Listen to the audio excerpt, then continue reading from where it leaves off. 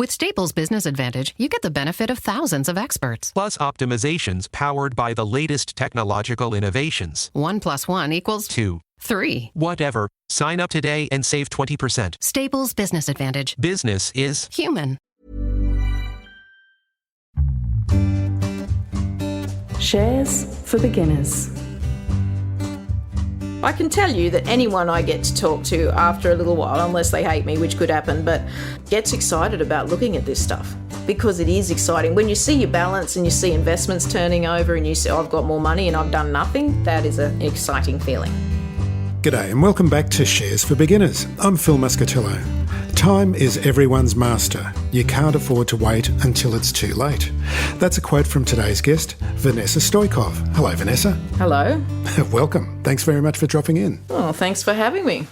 Now, Vanessa is on a mission to help Australians get real about money. She knows the importance of having courageous conversations about making better money decisions to achieve financial freedom. Your catch cry is, let's get real about money. Aren't people real about money as it is? It seems to be the realest thing there is. Yeah, it is pretty real, isn't it? Particularly after COVID. Mighty real.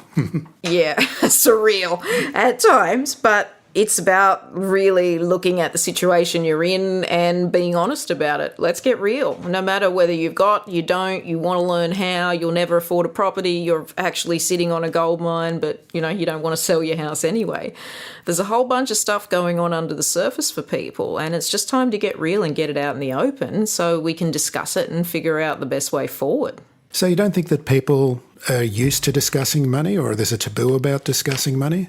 Money and sex are the two things you shouldn't bring up in polite conversation. I wasn't going to bring it up right now, Vanessa. But lucky. But, no, it's not polite. I mean, people want to infer they look like money. You wouldn't have designer brands and cars and everything else if it didn't represent what money could bring.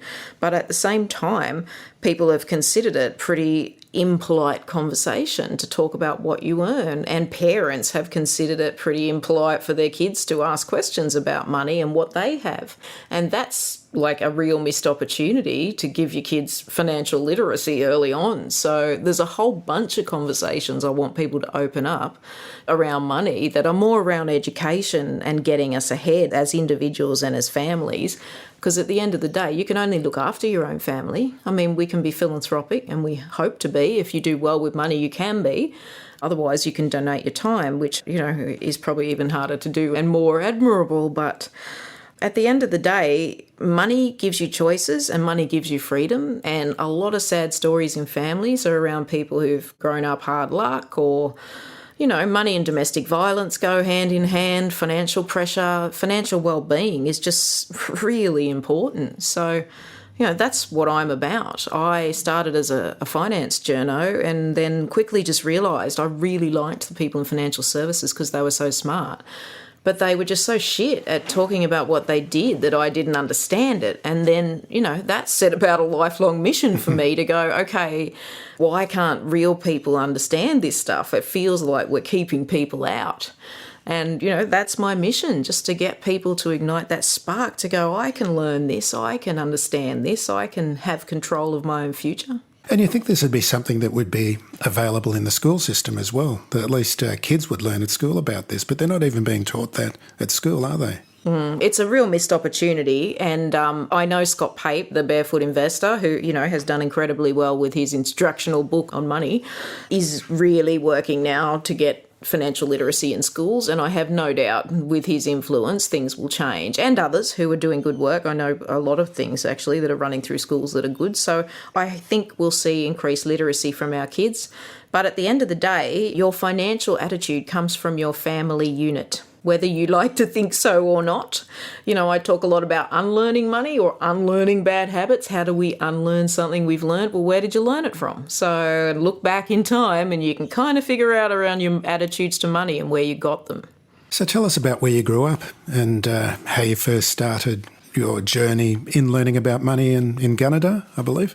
Gunnedah, country girl. My dad was an immigrant from Serbia, so he was a fitter and turner and he worked in the coal mines in Gunnedah. And my mum was a nurse's aide, but she stayed home. Like, it was a very idyllic childhood.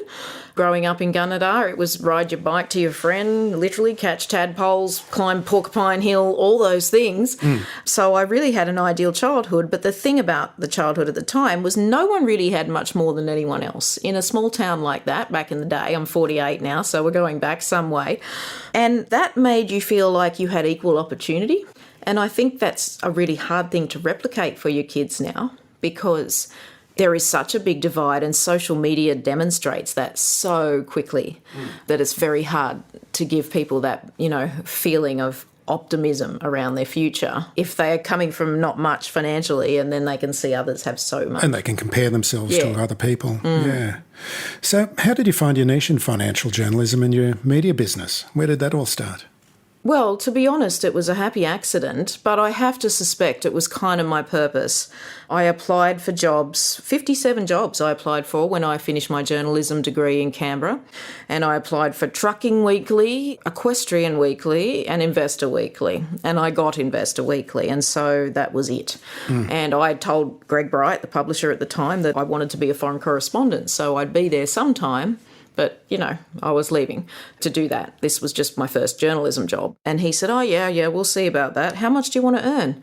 And I said, I think I'd like to earn about $40,000. Like, that's what my dad earned at the mine. And he was like, oh, okay, yeah. And I was on 26 grand with him, so 40 was like mega rich. But one, I learned how to be an entrepreneur. He was a two-man show running a publishing business, and that was a great start for me to look at how to get a business up from nothing. Two, I met a lot of incredibly important people because I was interviewing institutional investments specialists. I mean, that was crazy because I remember so clearly sitting in this interview, not understanding a word these global fund managers were saying, but writing every word they said.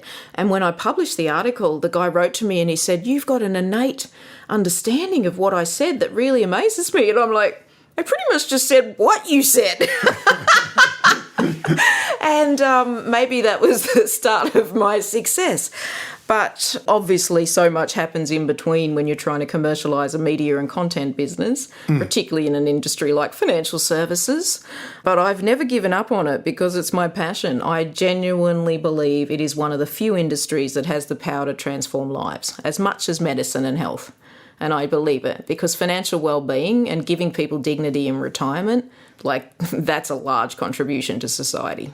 Did you personally learn much about investing yourself from hanging out with these kind of people? Oh, you have no idea how little I learned. What a knob. I actually... So you still don't even know what to buy? Well, I do know what to buy because I pick them myself, but I give my money to fund managers. Like, I've got some favourites, and particularly one who I know the founder who died, and then I'm going to say that Alan Gray is the man's name, and he ran Alan Gray and Orbis, but Orbis is the business that I actually made a documentary of his life before he died, and it was like a privilege. He was a contrarian investor. So I glibly say to you, I learnt nothing. I've sat at the knee of Kerr Nelson and Alan Gray and Bill Priest. We had him in our first serious investment series from the States. I've met people that are uber billionaires and uber brilliant, but the people that blow me away, like Alan Gray was an inspiring man. He left a very large legacy of philanthropy, of,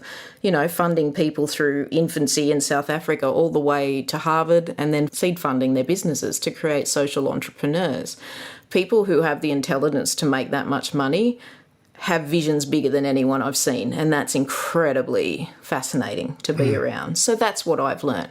I mean, I have some stocks now, we do, but we bought them for our son. We trade on a digital platform, but our money's in super, most of it, and that's something we really believe in, and manage funds and things where other people make the decisions. But that's not because I don't believe in decision making. I know the power of that industry and those people, and I prefer to let them manage the money and us go out and spread the good word. And also, we run a media business. You get large chunks of cash. You don't, it's a very different world than if you had a solid pulling in $3 million a year as a fund manager and then going, I'll deploy that capital here, here and here. And we've also got 3 sons, which are huge cash suckers, let me tell you. What do people need to unlearn about money? I think people need to look at their childhoods. There's some people I know who actually had like accounting parents and just parents who taught them good. And I'm like, damn, you were lucky, but, they might have missed out in other ways. But one of the things you have to learn is to let go of how your family thought about money and how it has allowed you to think the same way and think, what do you want from your life and how do you learn the skills to get that?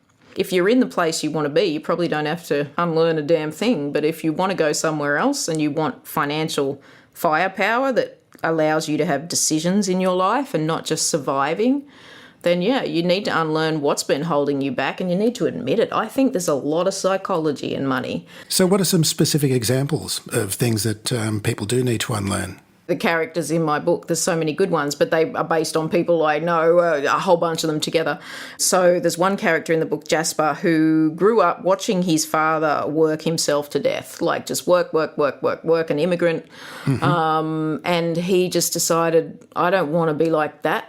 I don't want to be that person. So he went the other way and kind of went from sales job to sales job and didn't accumulate much. And got to the point when he was older and he realised all his friends in their 40s were having houses and, he was still living with his mum. Yep. And what did he have to unlearn? Well, it wasn't really about money. It was about life, looking at someone and going, okay, you don't just have to work hard, you can work smart and you don't have to be like your father to earn money. So that's a big unlearning, and for Karen, a character in my book, who is the mum, her husband, Russ, works in an accounting firm, but Karen stayed home and looked after the kids. But she looks back on her life and knows her parents never had any expectation for her outside of being a mother. And she did that incredibly well. 3 children, well-raised, beautiful kids. But at the end of that, she's left with, well, what's in it for me? I'm just everybody else's facilitator. And she needed to learn that she could start her own online business, but take control and not just rely on her husband to make money. But yeah, she could make money and she could be in charge of the destiny to that extent and not just be the doer for everyone. And maybe if her parents had had more aspiration for her, she would have known that sooner.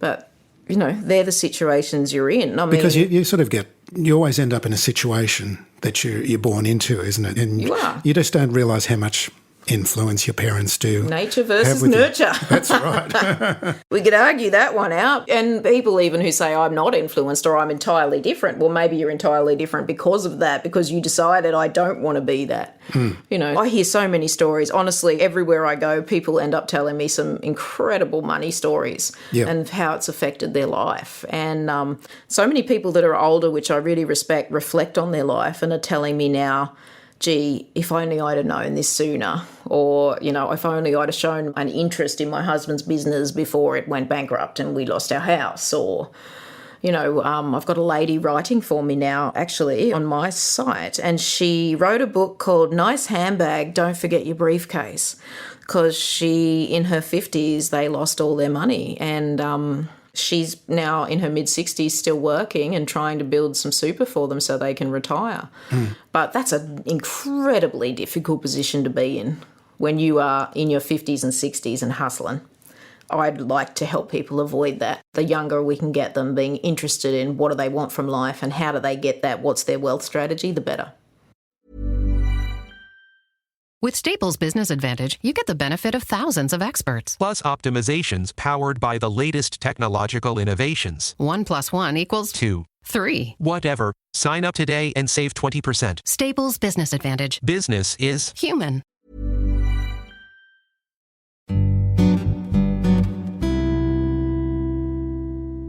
Obviously, these kind of relationships started somewhere. So when you're first meeting someone and you're falling in love, how do you start those conversations to work out whether there's going to be financial compatibility as well as relationship compatibility?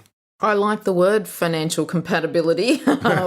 We don't think about it very much, though, not do when we? you're young. That's the last thing you're thinking of, isn't it? You're thinking of how they make you feel.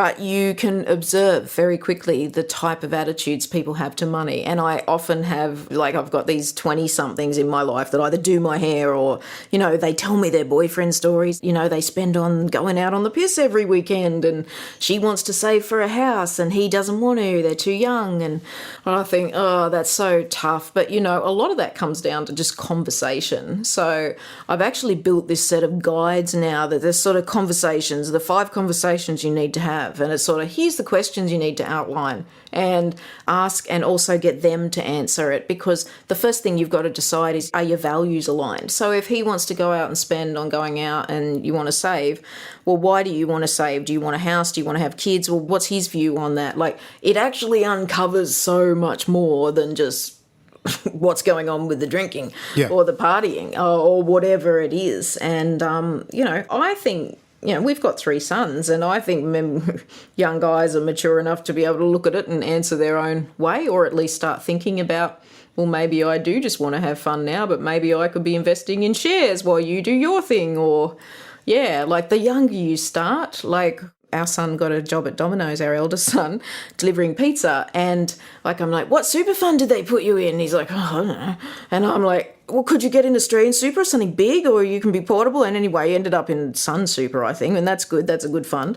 So that was fine. But he had little to no interest. And Sebastian loves money. So we were like, what? But he felt super was just, yeah, whatever. And I'm like, So That's really we're like, important. we'll download the app, and if we see you've got money, and we'll match it. And if Nana gives money, she can put it in that. And he's like, oh, I don't want Nana's money to go when I'm 65. But at the same time, like, if you can teach them that you're going to have a couple of $1 million by the time you're 60, no matter if you're the biggest cock up in the world, no matter this how is your far, backup no matter plan. how far away it seems. So it's like you could blow your life and still live like a king from 65.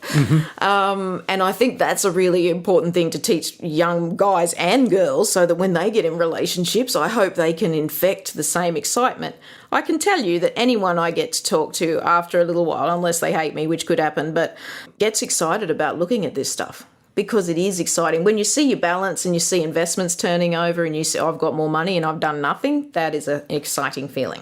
But then there's the temptation. Once you see there's a certain amount in there, there's that holiday you can go on to, or that car that you could buy. I know, and I think there's got to be a balance. Like, if you have nothing, I know we were going to talk about the FIRE movement, and, you know, it's a content project, right? So we were like, great, like, we get it, storytelling that sort of started a movement and how people live and identify as a community. And I think it's very cool, but I don't want to live like that.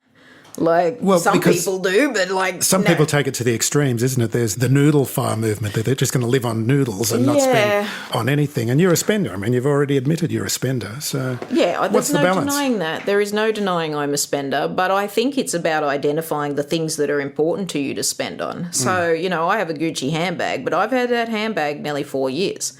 Like, I have a Burberry coat, but I'll keep that coat for 25 years. So the things that I invest in and I consider them investments, I keep long term. The things that I regret doing are the stuff in my 20s, the disposable fashion, the shit you bought to wear out, and then that next year it was out of style. That stuff I wish I hadn't done. But there wasn't the information back then. Like, we weren't given it. There's no app back then. There was no phones back then. So we would have had to get a broker to buy shares back then. And in Gunnedah, I wasn't sitting on calls to brokers. So it's just opened up the world for young people now, and I'm excited for them for it. I think it's going to create a whole bunch of opportunities to live a very different life than we have. Yep. Doing this podcast, I have the pleasure of meeting a lot of people in the fintech industry that are building new broking platforms. They're also building apps where you can micro-invest, and they're given such a head start. I mean, you came from Gunnedah, I came from the inner west of Sydney, but, you know, our stories are very similar. We just didn't have those tools when we were younger, where you could learn what you can do now and what's possible, and the possibilities are endless. So how do you see the relationship between happiness and money? I think they're intrinsically linked, and call me crazy if not. Do you know, I've just been invited to speak at a conference called Happiness and Its Causes, and it's run by the Buddhists. Dalai Lama speaks at it a lot, and it's the first time they've ever included a money expert in the panel, which I was like, cool, I'm doing it for free, yay. But like, at the same time, if you have financial well-being, You don't have to be wealthy to be happy, but you have to have control of your financial situation. You have to. If your things are out of control and you don't know if bills are being paid and provisions are being made, then you have stress. And at the end of the day, it's all about just getting to a place where you feel that's your financial well-being. It doesn't mean you're greedy. It doesn't mean you have to be a multi-millionaire. It just means you need to be comfortable. So what does it mean to be an investor these days? And how to be an investor, or what does it mean when you're an investor? I think it's the difference, between being a consumer and an investor. It shows someone's got the new Apple phone and then someone owns the shares in Apple, So it is looking at that mindset of, rather than consuming all the products, how about I invest in the company that makes the amazing products that everyone believes in? But, often Woody loves this guy in the Philippines who talks about, every day you invest is a day you don't have to work, trying to lift a whole bunch of people who are in very menial, low-paid work into creating a second income source, because you're not taught that. So who is this guy? I don't know his name. I'll find out off Woody and send it to you so you can put it on the site. We'll put it on the blog post, Yeah, but it is a great thought that, I put in and one day I'm not going to have to go to work. And I can choose. It's all about choices, isn't it? Being an investor and growing that source of income is just about being able to make choices in your life and not being stuck working somewhere because you need the money. We've kind of been talking about people at different stages in their life, been talking about people in their 50s and their 60s and people when they're young. What are the differences between investing at different times in your life cycle? I think the earlier you start, the better, obviously. So we've talked a lot about getting education out to people young. But I think you never stop being an investor. Like, I see people, and my mum is one of them, that just put money in an account and that there's no interest coming in on that money. And even if she was in a low-risk index fund, like, she'd be making something out of that fund, but she just doesn't want the non-security of having that cash there. And I think that's the missed opportunity, of even older people, of not understanding that they go backwards if they sit still. Because a lot of people just think, okay, it's cash, it's solid, it's safe, and they're just scared of doing anything with what they see as any kind of risk at all. I guess that's something you've got to unlearn as well, your own attitudes to risk. Yeah, and certainly when you get older, no one's racing to risk in old age, but at the same time, it's missed opportunity and what you could leave the next generation. And also you might be able to give a bit more with warm hands and enjoy it if you're making a bit more on it, And enjoy a bit of life as well. That's what I think. Life's for the living, so definitely. But you have to be an investor in your mindset, whether it's running a business, owning a property, raising your kids, and how do you create that mindset where you're constantly looking at what investment am I making in my life to get to the next level? I really believe in that. So let's talk about the specifics about what you're actually doing now. There's the book, there's the website, there's the appearances. Give us a bit of an overview about what you're doing. Well, all those things, the book is my passion. Like, my number one thing I love to do is writing. It's always been my favourite. And I'm writing a COVID chapter to republish my book with what happened to everyone during COVID, and there's a few alcoholics and sad stories there, so can't wait to share that with everyone.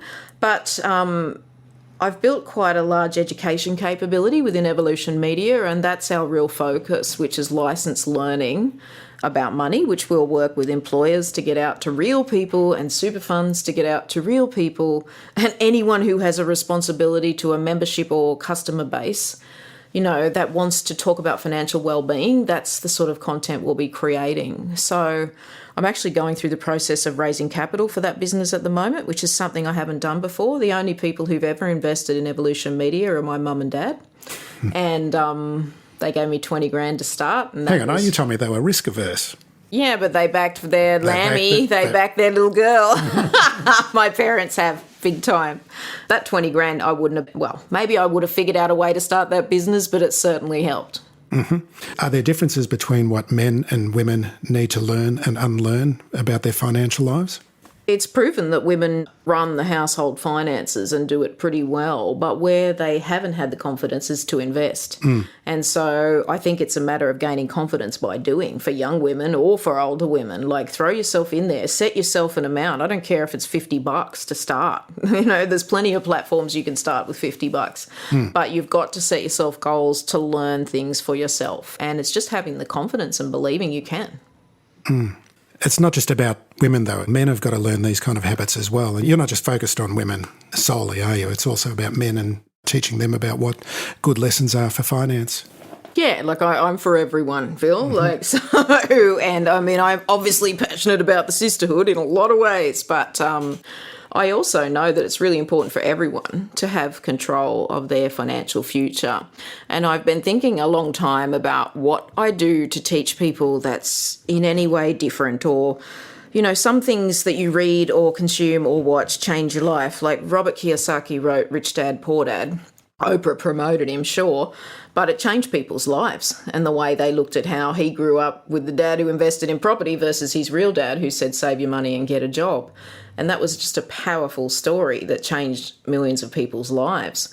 And I have an ambition to be a storyteller that changes people's lives. So I've looked at this a lot about what is this moment that you create for people that makes them take control of themselves. And I'm calling it a financial flashpoint. If I can get people to a financial flashpoint, which is a chemical reaction where people just make rapid change, then they're on their way. And your financial journey is a long one, and maybe I can give you another flashpoint in 5 years or never again, but that's my aim, to give people as many financial flashpoints to take control themselves around the world. So I don't think I'll ever stop doing this. I'm really passionate, you may have guessed, about this, and our kids have grown up in evolution media, and I very much see it as the Forrester family, like Bold and the Beautiful, where everyone gets a role. I don't know if the boys think that, but I'm showing my Channel 10 love background. But like, honestly, it's really good to do a job that you really can see people can change their lives. And yeah, it's very rewarding and it's very exciting. So lots to do yet. So tell us about Vanessa World. How can we find out more and get in touch and get some more information? Vanessa World. Have you seen that? What's that movie, Being John Malkovich, where you're in his head and that's like, well, I've got a brand spanking new website called vanessastoykov.com or .com.au, and you can subscribe to my newsletter there, and I'm putting stuff like that. I've just built this merry band. I feel like the guy out of, you know, when Hugh Jackman played the circus leader, like I've just built, like I did a creative call out, and I've got like animators who are like 74 years old for who were in the Navy, and political cartoonists and romance writers who are financial planners. Like, so it's a motley crew. Yeah, exactly. And a band of married people, and they're making some cool stuff. So if you subscribe, I'll send it out. And I'm only doing a monthly newsletter.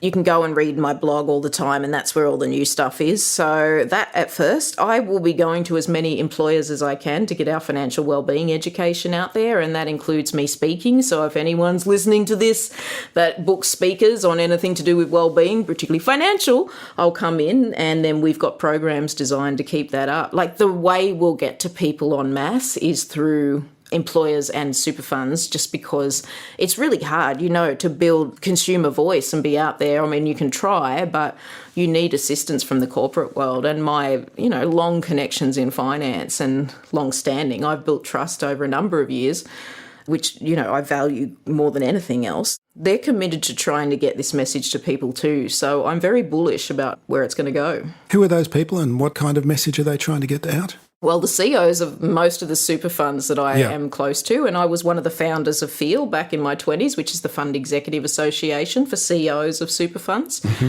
They're really committed to member education because they're profit to member funds, and whilst people look at super funds and think, oh, who do you trust and whatever, if you look at profit to member funds and look at the calibre of the people that work there, they're unbelievable, and they're all purpose driven for the member. And so I'm very passionate about working with them. I love superannuation. When I was 26, I was dancing with the head of BHP Superannuation to the Little River Band in the Melbourne Gentlemen's Club, and I thought, what the hell am I doing here? And then I had this total feeling of just, this is where I belong. And financial services was it for me. So, and you weren't a lonesome loser? No, I wasn't a lonesome loser. not by the sounds of things. I digress. Okay, well, we better wrap this up, Phil, because we've been talking for a long time now. Thanks for listening. Oh, thank you very much. Oh, you're doing the wrap-up now. Thank you very much. That's my job. Thanks very much. It's been a real pleasure speaking with you. Oh, I've enjoyed it too. Thanks for having me. If you found this podcast helpful, please tell a friend, especially if it's someone who needs to start thinking about investing for their future. You'll be helping them and helping me to keep this show on the road. Shares for Beginners is for information and educational purposes only. It isn't financial advice, and you shouldn't buy or sell any investments based on what you've heard here. Any opinion or commentary is the view of the speaker only, not Shares for Beginners. This podcast doesn't replace professional advice regarding your personal financial needs, circumstances, or current situation. And thank you for listening to my podcast.